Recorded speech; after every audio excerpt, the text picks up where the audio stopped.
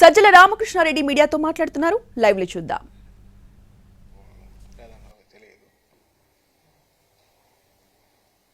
రెండుసార్లు అప్పటికే ముఖ్యమంత్రి చేసిన అనుభవం ఉన్న చంద్రబాబు నాయుడు ఇక్కడ సీనియర్ నాయకుడు, జాతీయ స్థాయిలో కేంద్రంలో అధికారంలోకి రావాలనుకున్న బీజేపీ.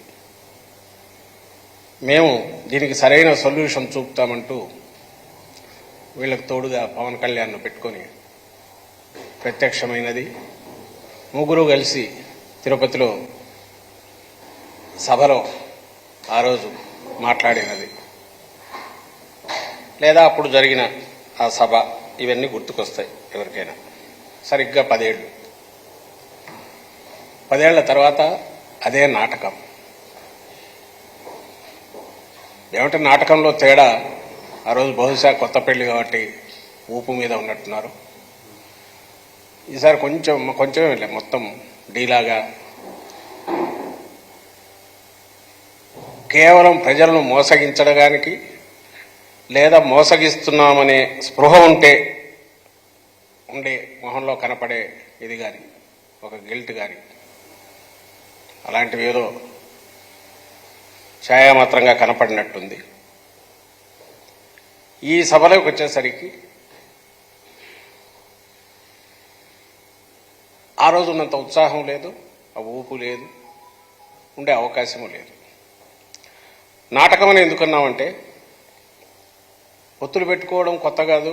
సరే, ఎన్నికల్లో పెట్టుకుంటుంటారు. చంద్రబాబు నాయుడుకి అయితే అసలు కొత్త కాదు. ఆయన పెట్టుకోకుండా ఎప్పుడు రాడు. పెట్టుకున్నా కూడా ఫెయిల్ అయిన సందర్భాలు ఉన్నాయి.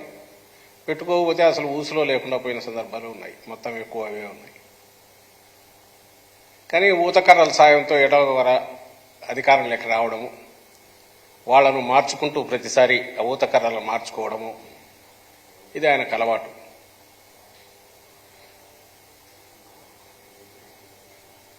అలాగే ఎన్నికలు వచ్చినప్పుడు పొత్తు పెట్టుకోవడము, ఆ ఫ్రంట్ కానీ ఆ కూటమి కానీ ఏదైనా హామీలు ఇచ్చి ఆ హామీలతో ప్రజలను ఆకట్టుకోవడానికి, ఓటర్లను ఆకట్టుకోవడానికి ప్రయత్నం చేయడం కూడా సహజమే.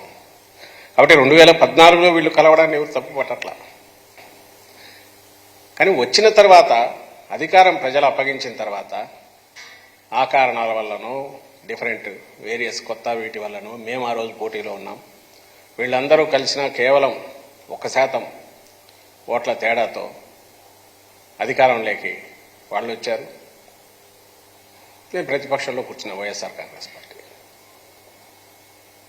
నాటకమని ఎందుకు అనుకుంటున్నామంటే, ఆ రోజు ఏవైతే హామీలు ఇచ్చారో,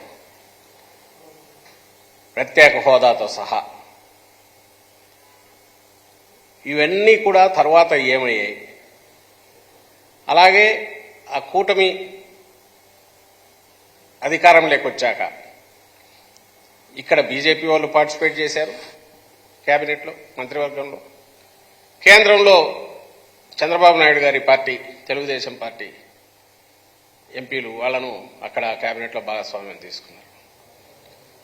సో ఇది నిజమైన కూటమి లాగే నడిచింది. అలాంటి వాళ్ళు ఇచ్చిన హామీలు ఏమాత్రం అమలు చేశారు,